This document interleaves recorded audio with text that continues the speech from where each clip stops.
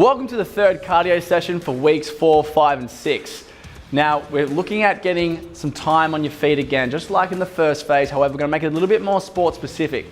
So the way this is going to work is I want you to focus on executing 75% of your race distance.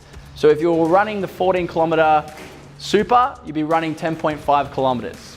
However, every 10% of that 10.5 kilometers, you're going to be executing 20 reactive jumps plus 10 burpees.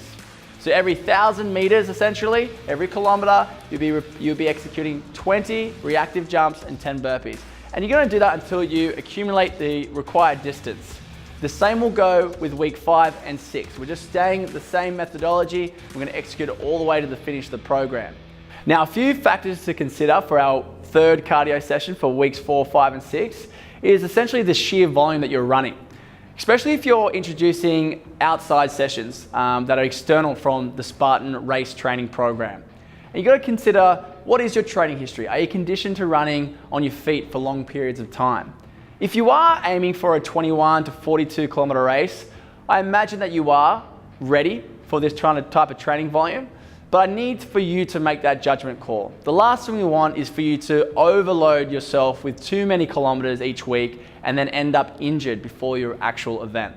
So the session does state to have 75% of your race distance.